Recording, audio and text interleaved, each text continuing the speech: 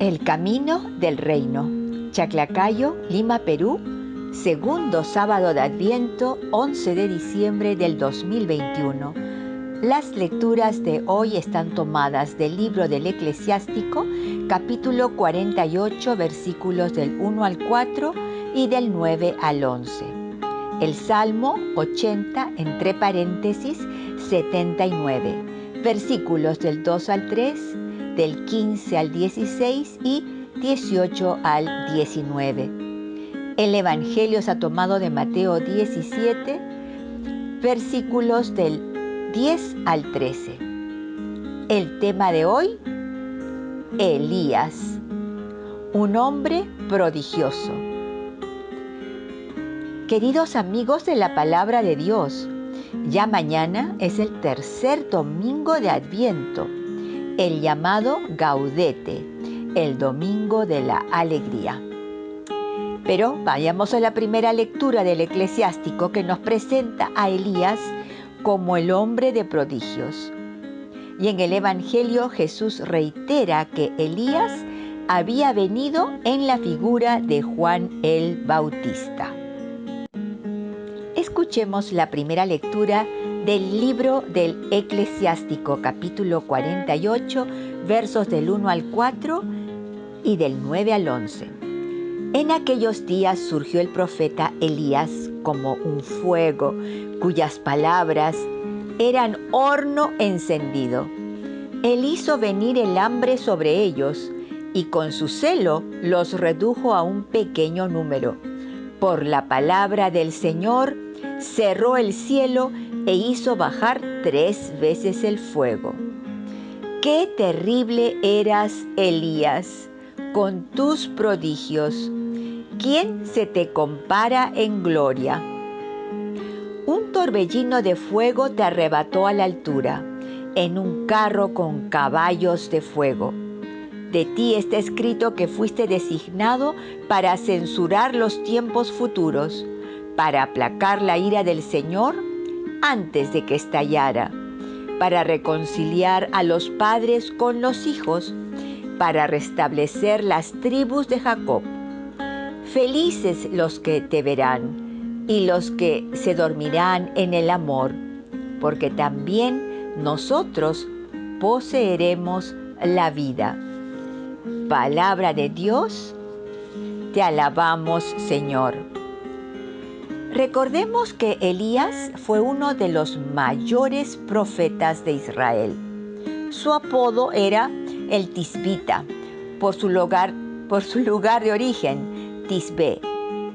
Su nombre significa mi Dios es Yahvé. ¡Qué hermoso! Su inicio como profeta fue casi abrupto. Le dijo al rey Acab que Dios traería una larga sequía en la tierra debido a la apostasía de Israel. La esposa tiria del rey Acab, Jezabel, lo convenció para hacerse adorador del Baal de Tiro. Elías le volvió a anunciar al rey Acab la sequía y la gran hambruna que se vendría. A mí lo que más me sorprende de la vida de Elías es cuando demuestra su gran fe. Primero, fíjense cómo Dios sostiene a su profeta en el arroyo de Querit, el cual se iba secando conforme avanzaba la sequía. Dios había ordenado a los cuervos a que le trajeran carne para alimentarlo. Luego de un tiempo, recibe Elías la orden de Yahvé de ir a Sarepta, en donde encontraría a una viuda que le daría de comer. Al llegar a Sarepta, empieza a fijarse en las mujeres que salían a recoger el agua y empezó a buscar a su viuda. Primera de Reyes, capítulo 17, versículos del 7 al 16. Y por fin la encuentra, sin saber que a la pobre no le quedaba más que un poquito de harina que le serviría para preparar un pancito para ella y su hijo, y luego se dejarían morir, pues ya no contarían con ningún otro recurso de alimento. Pero Elías le pide que le dé de beber. Luego le pide que le prepare un pan para él. Ella le responde contándole toda su situación sin quitar detalle. ¿Qué pensaría Elías en ese momento? ¿Por qué Dios me ha enviado a Sarepta, a donde una viuda que se muere de hambre como yo? Pero luego recapacita y obedece. Y le pide a la viuda que de todas maneras le prepare un panecito y que después prepare los pancitos para ella y su hijo. ¿Qué?, diría la viuda. ¿Está sordo este profeta? ¿No le he dicho que después de este último alimento nos iremos a morir de hambre, mi hijo y yo? Pero Elías responde una palabra inspirada por Dios. Porque así dice el Señor, Dios de Israel: no faltará harina en la vasija, ni aceite en la jarra, hasta el día en que el Señor haga caer la lluvia sobre la tierra. ¡Wow! ¡Qué poderosa palabra! Él como profeta podía decir la palabra del Señor. Increíble. ¿Y la viuda? Pues yo no sé, ¿le creería a este hombre que parecía un loco vistiendo tan solo una piel de camello atada con un cinturoncito? No tenía pinta de ser un hombre serio. Pero la palabra dicha por Elías caló como una espada de 2 filos en el corazón de la viuda. Y creyó contra todo pronóstico. Obedeció al profeta, regresó a su casa, preparó el pancito y sucedió tal cual Elías había profetizado. Atención, amigos, Elías habló en fe, algo que no se podía ver aún, pero que él quería alcanzar, los panecitos. Ella, la viuda, cree esa palabra y se arriesga a invertir lo último que tenía y obedece al profeta.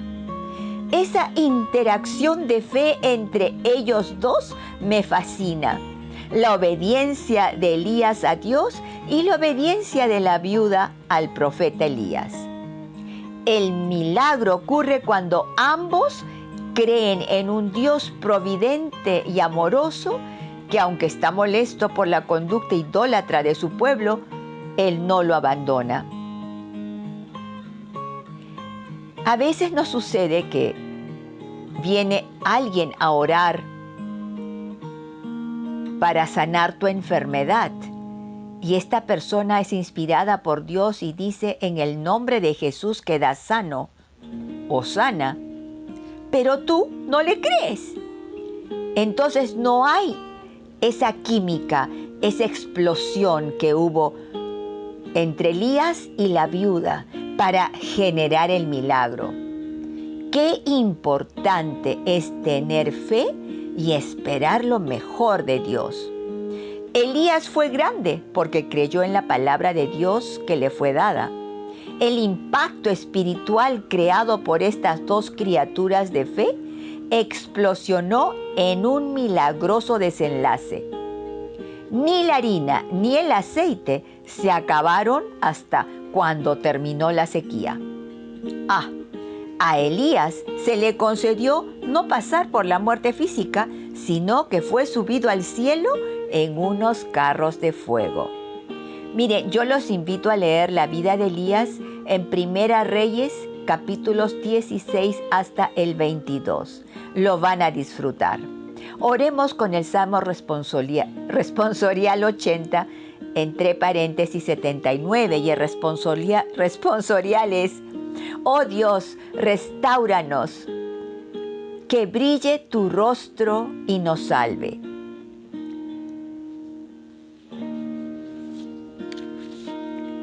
Pastor de Israel, escucha.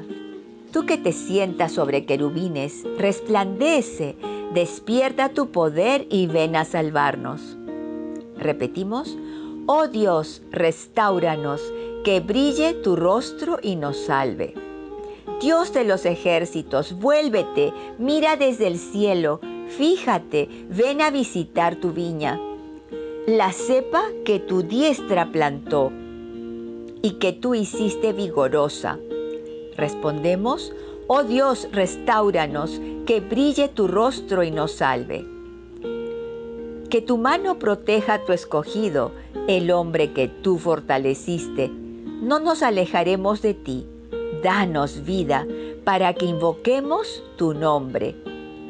Respondemos: oh Dios, restáuranos, que brille tu rostro y nos salve. Amigos, bien pareciera que este salmista está en el monte de la Transfiguración con Jesús. Sí, allí en donde se apareció Elías junto con Moisés. Jesús se transfiguró con una luz deslumbrante en el rostro y su ropa en una blancura deslumbrante. ¡Qué hermoso! Y repitamos otra vez el responsorial: oh Dios, restáuranos, que brille tu rostro y nos salve. Lectura del Santo Evangelio según San Mateo, capítulo 17, versículos del 10 al 13. Cuando bajaban de la montaña, los discípulos preguntaron a Jesús: ¿por qué dicen los escribas que primero tiene que venir Elías? Él les contestó: Elías vendrá y lo renovará todo. Pero les digo que Elías ya ha venido y no lo reconocieron, sino que hicieron con él cuanto quisieron. Así también el Hijo del Hombre va a padecer a manos de ellos. Entonces entendieron los discípulos que se refería a Juan el Bautista. Palabra de Dios, gloria a ti, Señor Jesús. Este pasaje del Evangelio viene a continuación de la escena de la transfiguración del Señor en la montaña, en donde Moisés y Elías aparecieron a cada lado de Jesús. Cuando bajaban de la montaña, los discípulos le preguntaron: ¿por qué dicen los escribas que primero tiene que venir Elías? Jesús les respondió que sí, Elías tenía que venir primero, pues tenía la misión de renovarlo todo. Pero Elías ya había venido y no lo reconocieron, sino que hicieron con él lo que quisieron. Y lo mismo padecerá el Hijo del Hombre a manos de ellos, terminó Jesús diciéndoles. Entonces los discípulos entendieron que se trataba de Juan el Bautista. Imagínense, Juan vestía igualito que Elías, con una piel de camello, atada con un cinturoncito. Y no reconocieron a Elías los escribas, los fariseos, los maestros de la ley. Increíble, pero si eran como 2 gotas de agua. Pero así es la ceguera espiritual, la llamada escotosis. Dice el dicho: no hay peor ciego que el que no quiere ver. ¿De qué forma renovó Juan todo? Bueno, yo creo que cuando proclamó el bautismo de arrepentimiento, un preparar el camino del Señor, nivelando los senderos, y que todos verían la salvación de Dios, tomado de Isaías 40, versículos del 3 al 5, diciendo todo esto en medio de un ambiente político corrupto, pues era una colonia de Roma, con líderes religiosos judíos cuyo Dios era el prestigio y el poder económico. Todo ello tenía que ser renovado por medio del precursor Juan el Bautista, hacia la nueva venida de la justicia del reino traída por Jesús. Amén. Blanca Foster, Ministerio Yo Amo la Biblia.